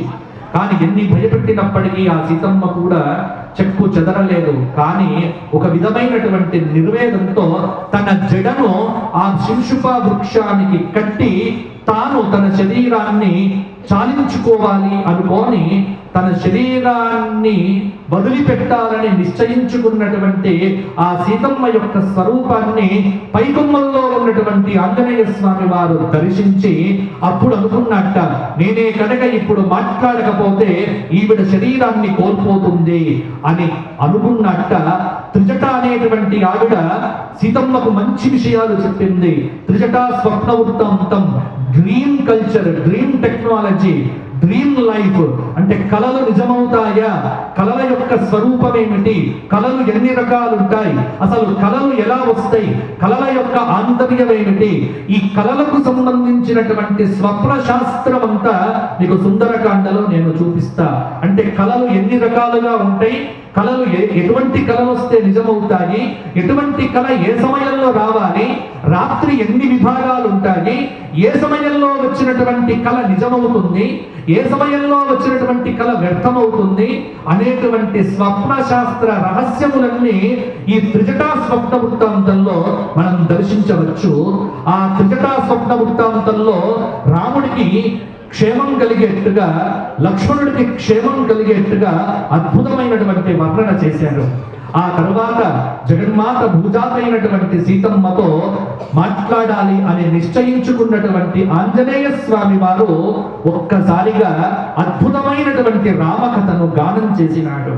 ఆ రామకథ గానం విన్నటువంటి ఆ తల్లి ఇరుపక్కలకు చూచి ఈ లంకా పట్టణంలో ఈ అర్ధరాత్రి సమయాన ఇంత సుందరమైనటువంటి గానం చేస్తున్నటువంటి ఈ మహిమ ఎవరిది అని చూస్తూ ఉంటే అద్భుతంగా ఆ 2 కొమ్మల మధ్య లోపల నవకోటి ప్రభామండితమైన సూర్య దీప్తులతో వెలుగొందేటువంటి విశేషమైన ప్రభ కలిగినటువంటి 9 కోట్ల సూర్యులు ఒక చోట ఉదయిస్తే ఎంత ప్రకాశం ఉంటుందో అంత ప్రకాశవంతమైన ముఖారవిందంతో కనిపించేటువంటి మతిమంతుడైన హనుమంతుడి యొక్క ముఖమును సీతమ్మ వారు ఒక్కసారిగా చూచిందట. ఇది సుందరకాండలో అసలు సిసలైనటువంటి సిద్ధి. హనుమంతుడు సీతను చూడటం ఒక సిద్ధి అయితే సీతమ్మ హనుమంతుడిని చూచిందట. అప్పుడు చూచింది కదా అని హనుమంతుడు కిందకు దిగి నమస్కారం చేస్తూ ఆ తల్లి దగ్గరికి వచ్చినట్ట. రాగానే ఆ తల్లి భయపడ్డదట. ఏమని అంటే, మారువేషంలో వచ్చినటువంటి రావణాసురుడివే కదా నీవు అని అనుకుంటే అప్పుడు ఆయన చెప్పాట, అమ్మా నేను రావణాసురుణ్ణి కాదమ్మా, దూతో దాసోహం కోసలేంద్రస్య రామస్య అక్లిష్టకర్మణః. దాసోహం కోసలేంద్రస్య రామస్య అక్లిష్టకర్మణః. నేను రామచంద్రమూర్తి యొక్క దూతనమ్మా, సుగ్రీవుడి యొక్క మంత్రినమ్మా, నా పేరు హనుమంతుడు అంటారమ్మా, ఆంజనేయుడిని పిలుస్తారమ్మా అని శిరస్య అంజలి మాదాయ, తన శిరస్సు మీద 2 చేతులు పెట్టుకొని ఆ నమస్కారం చేస్తున్న హనుమంతుణ్ణి చూచి అప్పుడు సీతమ్మ ఒక ప్రశ్న అడిగిందట. ఏమని అంటే, నీవే కనుక మా రామచంద్రమూర్తి దగ్గరికి వచ్చిన వాడివైతే మా రాముడు ఎలా ఉంటాడు చెప్పు, రామ సౌందర్యం ఎలా ఉంటుందో చెప్పు, రాముడి యొక్క స్వరూపాన్ని నా కనులకు కట్టినట్టుగా వర్ణించవయ్యా, కథమూరు కథం బాహు రామస్య విశేషతః, రాముడి యొక్క స్వరూపం ఏమిటి అని చెబితే అప్పుడు రామచంద్రమూర్తి యొక్క స్వరూప విజ్ఞానాన్నంతా ఆ అద్భుతమైనటువంటి శ్లోకములతో రామచంద్రమూర్తి యొక్క ఆపాద మస్తక సౌందర్య విశేష వర్ణన.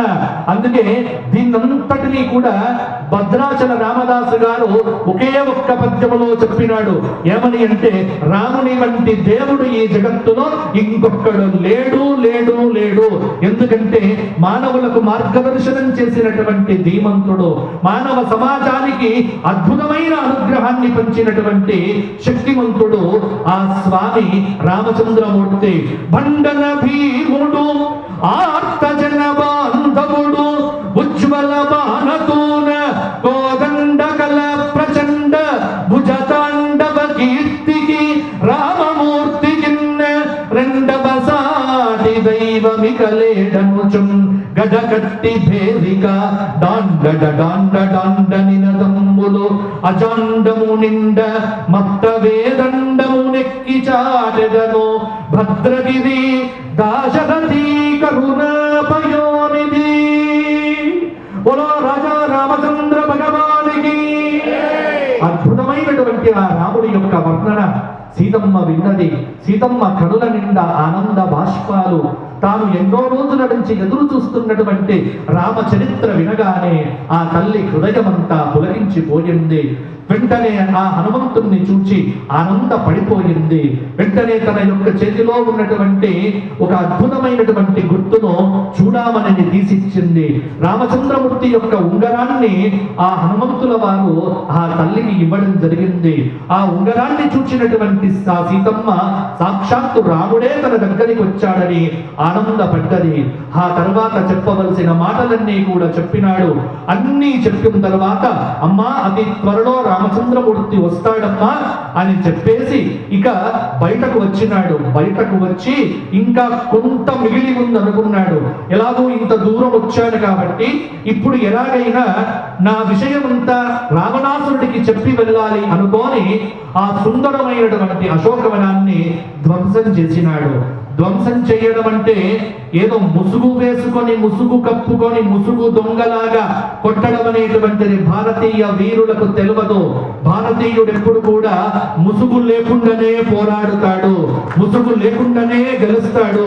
అందుకే ఒకే ఒక్కడు కేవలంగా ఒకే ఒక్కడు తనది కాని రాజ్యము, తనది కాని దేశము, తనది కాని ప్రాంతము రాక్షస రాజ్యానికి వెళ్ళి వారి రాజ్యంలో వారందరూ చూస్తూ ఉండగానే పేరు చెప్పి కొట్టడం మొదలు పెట్టినాడు. అక్కడ 4 శ్లోకాలు. జగత్యతి బలో రామో లక్ష్మణశ్చ మహాబలః రాజా జగతి సుగ్రీవః రాఘవేనాభిపాలితః దాసోహం కోసలేంద్రస్య రామస్యాక్లిష్ట కర్మణః హనుమాన్ శత్రు సైన్యానాం నిహంత మారుతాత్మజః న రావణ సహస్రం మే యుద్ధే ప్రతిబలం భవేత్ శిలాభిశ్చ ప్రహరతః పాదపైశ్చ సహస్రశః అర్ధయిత్వా పురీం లంకాం అభివాద్యత మైథిలీం సమృద్ధార్తో గమిష్యామి మిషతాం సర్వరక్షసాం. నేను రామచంద్రమూర్తి యొక్క దూతను అని ఆయుధం ఏమిటి హనుమంతుడికి? గద అని మనం అనుకుంటాం. గద పక్కన పెట్టినాడు, పక్కన ఉన్న స్తంభాన్ని పీగినాడు. ఒక్క స్తంభం పెట్టి 80,000 మంది కింకరులను ఒకే ఒక్క దెబ్బతో చంపినాడు. 7 మంత్రి కుమారులను ఒక చెట్టు పీకి కొట్టినాడు. 5 సేనాధిపతులను తోకకు చుట్టి కొట్టేసినాడు. అక్షకుమారుడు అనేటువంటి రావణాసురుడి కొడుకును బంతిలాగా ఆడుకొని ముద్ద చేసి చంపినాడు. చిట్ట చివరకు ఆ హనుమంతుడి యొక్క అద్వితీయమైనటువంటి రణరంగ ప్రతిభకు ఆ యుద్ధానికి జడిసిపోయినటువంటి రావణాసురుడు ఆ ఇంద్రజిత్తును పంపించగా బ్రహ్మాస్త్ర ప్రయోగం చేస్తే బ్రహ్మాస్త్రానికి తల ఒక్కినటువంటి ఆంజనేయుడు అర్ధరాత్రి సమయాన ఆ లంకా పట్టణంలోకి రావణాసురుడి దగ్గరికి వెళ్ళినాడు. ఆ రావణాసురుడి దగ్గరికి తీసుకుని వెళ్తున్నటువంటి ఆ హనుమంతుడి యొక్క దివ్య లావణ్య తేజస్సును చూచినటువంటి రావణాసురుడు అనుకుంటాట, ఏమిటి అంటే, ఆహా, సాక్షాత్తు పరమేశ్వర స్వరూపము, ఏకాదశ రుద్ర స్వరూపము, ఆ అద్భుతమైనటువంటి శివ తేజస్సు ఈ ముఖములో కనిపిస్తున్నదే, సాక్షాత్తు రుద్రుడ, శంభుడ, పయోజభుడ, ఎవరు ఇతడు అని అనుకోని అద్భుతమైన శాంతం పద్మాసనస్థం శశిధరమకుటం పంచవక్త్రం త్రినేత్రం, పంచవక్త్రములతో కూడినటువంటి శివ తేజస్సుతో కూడినటువంటి ఆ అద్భుతమైన హనుమంతుణ్ణి చూడగానే నందీశ్వరుడే వచ్చాడు అనుకున్నట్ట. రావణాసురుడి ముఖాన్ని చూచాట ఆంజనేయ స్వామి వారు. ఏమి శివ తేజస్సున్నది, ఇతడే గనక సీతమ్మను గనక అపహరించి ఉండకపోతే ఎంత బాగుందో, ఇతడు ఇంకా బాగుపడేవాడు కదా అనుకున్నట్ట. నతు ధర్మోపసంహారం అధర్మ ఫల సంహితం తదేవ ఫలమన్వేతి ధర్మశ్చ ధర్మనాశనః. అద్భుతమైనటువంటి మాట చెప్పినాడు. రాజా రావణ, ఇప్పటికైనా మించిపోయింది లేదో, నా మాట విని సీతమ్మను అప్పగించు, బతికి బట్టగడుతావన్నట్ట. కానీ యథార్థాన్ని అంగీకరించని, సత్యాన్ని నమ్మనటువంటి రావణాసురుడు చంపేయింది అన్నట్ట. అప్పుడు విభీషణుడు అడ్డుపడ్డాట. విభీషణుడు అడ్డుపడి, దూతను ఎప్పుడు చంపరాదు, తోకకు ఏదైనా నిప్పు పెట్టండి అన్నారట. తోకకు నిప్పు పెట్టాట. తోకకు నిప్పు పెడితే ఆ నిప్పు ఎలా ఉంది అంటే, అగ్నిదేవుడు అనుకున్నట్ట. ఏమని అంటే, ఇంత గొప్ప కార్యము సాధించినటువంటి హనుమంతుడి తోకను నేనా కాల్చేది అనుకున్నట్ట. ఈ విషయం సీతమ్మకు తెలిసిందట. సీతమ్మ అనుకున్నదట, నేనే గనక పాతివ్రత్యంతో ప్రభావంతో గనక ఆ రామచంద్రమూర్తిని మనసా వాచా కర్మనా కనుక నేను స్మరించి ఉన్నట్టయితే ఆ హనుమంతుడి తోకకు ఉన్నటువంటి నిప్పు చల్లబడుగాక, శీతో భవ హనుమతః అని ఆ తల్లి ప్రార్థన చేసింది. ఆ తల్లి ప్రార్థనతో హనుమంతుడి తోకకు నిప్పు చల్లబడ్డది. అప్పుడు ఆ తోకకు పెట్టినటువంటి ఆ నిప్పును చూసిన ఆంజనేయ స్వామి అనుకున్నట్ట, ఓ అగ్నిదేవ, ఇంత విందు నాకు పెట్టావు కదా, నీకు బ్రహ్మాండమైనటువంటి నీకు విందు ఇస్తాను అని చెప్పి కనిపించిన లంకా పట్టణమునంతా ఆ అగ్నికి ఆహుతి చేసినాడు. అగ్నికి ఆహుతి చేసి ఆ తర్వాత తోకను సముద్రంలో ఉంచి సీతమ్మ వారి దగ్గరికి వచ్చి సీతమ్మ దగ్గరికి వెళ్ళి వస్తానని చెప్పి ఒకే ఒక్క లంఘనంతో రామచంద్రమూర్తి దగ్గరికి వచ్చి సీతమ్మను చూచా అని చెప్పితే, అప్పుడు రామచంద్రమూర్తి ఆంజనేయ స్వామి వారిని ఆలింగనం చేసుకొని, నీకు ఇంతకంటే ఏమి ఇవ్వాలయ్యా అన్నట్ట. తర్వాత యుద్ధ ముహూర్తం పెట్టారు. ఆ రామచంద్రమూర్తి సకల వానర సైన్యంతో యుద్ధకాండలో యుద్ధానికి బయలుదేరాడు. అద్భుతమైనటువంటి యుద్ధంలో ఇంద్రజిత్తు మొదలైన వారందరి సంహారం జరిగింది. ఆ తర్వాత అగస్త్య మహర్షి వచ్చి ఆదిత్య హృదయ స్తోత్ర ఉపదేశం చేసినాడు. ఆదిత్య హృదయ ఉపదేశంతో రామచంద్రమూర్తి బ్రహ్మాస్త్ర ప్రయోగం చేసినాడు. రావణాసుర సంహారం జరిగింది. సీతమ్మ వారిని అగ్నిపునీతగా స్వీకరించినాడు. ఆ తర్వాత సీతమ్మను తీసుకొని పుష్పకవనంలో బయలుదేరినాడు. ఆ పుష్పకవనంలో మా దివ్యమైన విమానంలో బయలుదేరి నందిగ్రామం వచ్చి అక్కడ భరతుణ్ణి తీసుకుని వెళ్ళి శ్రీరామ లక్ష్మణ భరత శత్రుఘ్నులతో కలిసినటువంటి ఆ రామచంద్రమూర్తిని చూచి వశిష్ఠాది మహర్షులంతా ఆనందపడ్డారు. ఏ పుష్యమీ నక్షత్రంలోనైతే ముహూర్తము తొలగిపోయిందో ఆ పుష్యమీ నక్షత్రంలో అయోధ్యలో సింహాసనం వేసి రామచంద్రమూర్తిని సీతమ్మను కూర్చుండబెట్టి వశిష్ఠ వామదేవ జాబాలి కాత్యాయన మార్కండేయ సనక సనందన సనత్కుమార సనత్సుజాతాది మాననీయ మహత్తర మహర్షులతో అద్భుతమైనటువంటి రామ పట్టాభిషేకము కనుల పండుగగా జరిగితే లోకమంతా ఆనందపడ్డది సీతారామ పట్టాభిషేకంతో. అటువంటి అద్భుతమైనటువంటి ఆ యావత్ స్థాస్యంతి గిరజః సరితశ్చ మహీతలే తావద్ రామాయణ కథ లోకేషు ప్రచలిష్యతే దశవర్ష సహస్రాని దశవర్ష శతాని చ రామో రాజ్యముపాసిత్వా బ్రహ్మలోకం ప్రయాస్యతే. 11,000 సంవత్సరాలు రాజ్య పరిపాలన చేసి ఈ లోకాన్ని ఏలినటువంటి ఆ సీతా లక్ష్మణ భరత శత్రుఘ్న హనుమత్ సమేతుడైనటువంటి ఆ రామచంద్రమూర్తికి దివ్య నమస్కారములు సమర్పణం చేస్తూ ఆ భద్రాచల రాముడే, ఆ అయోధ్య రాముడే మన దగ్గర కోదండ రాముడిగా విరాజమానుడయ్యాడు. ఆ కోదండ రాముడిగా విరాజమానుడైనటువంటి ఈ రామచంద్రమూర్తికి, సీతమ్మ వారికి ఇప్పుడు భవ్యంగా, దివ్యంగా, అపురూపంగా, ఆనందంగా, అద్వితీయంగా, ఆహ్లాదంగా కళ్యాణం చేసి మనమందరం కూడా మన జన్మలను పునీతం చేసుకుందాం. ఇది సుందరకాండ. అంటే మొత్తం ఒక నీళ్ళు మీకు చెప్పాల్సి వచ్చింది. కారణం ఏమిటి అంటే సమయం లేదు. దాదాపు నాకు ఇచ్చిన సమయం 7 గంటలు 7:30 అయిపోయింది. ఇంకా ఎందుకంటే సుందరకాండ సంవత్సరం చెప్పినా కలగదు. నేనంతా మీకు హనుమంతుడు సముద్ర లంఘనం చేసినంత లంఘనం చేసి నేను ఇప్పుడు. కానీ సుందరమైనటువంటి కథ. ఈ కథ వింటే హృదయము కదిలిపోతుంది. భగవద్ దర్శనం మనకు.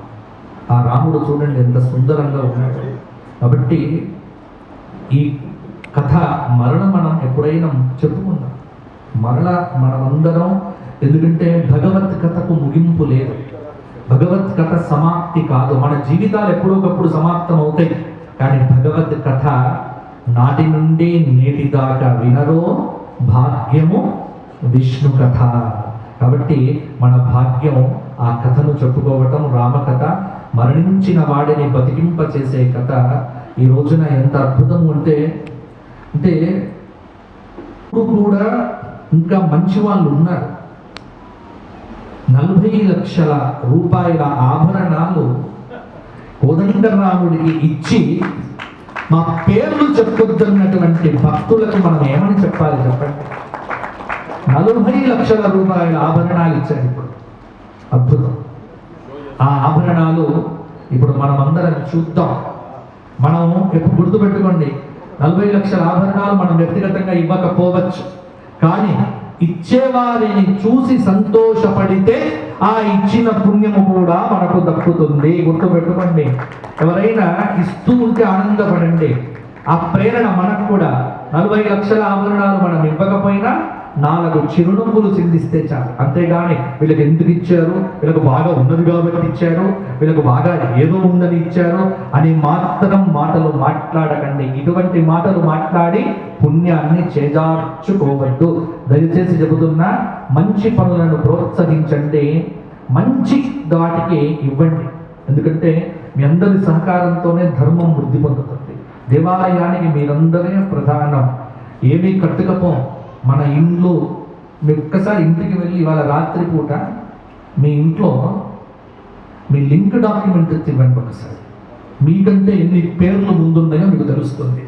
నెక్స్ట్ పేరు మీదే, నెక్స్ట్ పేరు మనదే. ఇవాళ బ్యాంక్ కాలనీ ఎప్పుడు వచ్చింది, ఇది ఎన్ని సంవత్సరాలు అయిందో తెలియదు, ఎవరి ఇంట్లో తెలియదు, ఎవరి ఇంట్లో ఎవరి చేతికి వచ్చాయో మనకు తెలియదు. పేర్లు మారుతూనే ఉన్నాయి, కాలనీ అలాగే ఉంది. అన్ని పేర్లు మారుతాయి కానీ మారనిదంటూ ఒకటి ఈ కాలనీలో ఉంటుంది. ఆ మారనిది ఏమిటంటే కోదండ రామాలయం. ఇది మాత్రం ఇలాగే ఉంటుంది. కాబట్టి ఆ కోదండ రామాలయాన్ని కాపాడుకోండి. మీరందరూ కూడా చాలా చెయ్యండి. మీ దగ్గరికి మీకు వచ్చాం మేము కూడా. ఎందుకంటే ప్రతి ఒక్కరు కూడా, ఎందుకంటే అతి త్వరలో హిందూ ధర్మ ప్రచారం కోసం ఏర్పాటు కాబడినటువంటి మన కేంద్రానికి కూడా మీ అందరి యొక్క సహాయ సహకారాలు మేము కోరుతున్నాం. ఎందుకంటే ఇది వ్యక్తిగా చేసేటువంటిది కాదు, వ్యవస్థగా చెయ్యాలి. కాబట్టి స్వచ్ఛందంగా ఎవరు ఏది సమర్పణం చేసినా అది స్వీకరించవచ్చు. ఎందుకంటే మన తర్వాత మన ధర్మం నిలబడాలి అంతే. ఈ ఇండ్లు వ్యవస్థలు ఇవన్నీ పోయేవే. మనం ఇచ్చే రూపాయో 10 రూపాయలు మాత్రమే మన వెంట వస్తుంది. తల్లి గర్భము నుండి ధనము తేడెవ్వడు వెళ్ళిపోయేడి నాడు వెంటరాదు, లక్షాధికారైన లవణమన్నమే కాని మెరుగు బంగారంబు మృంగబోడు, విత్తమార్జన చేసి విర్రవీగుటె గాని కూడబెట్టిన సొమ్ము కొడువబోడు, పొందుగా మరుగైన భూమి లోపల దాచి దాచి తుదకు దొంగలకగునో దొరలకగునో తేన జుండీగలీయవ తెరువరులకు భూషణ వికాస శ్రీ ధర్మపుర నివాస దుష్ట సంహార నరసింహ దురిత దూర. ధర్మపురి లక్ష్మీ నరసింహస్వామి గోవింద. బోలో కోదండ రామ భగవానికి జై.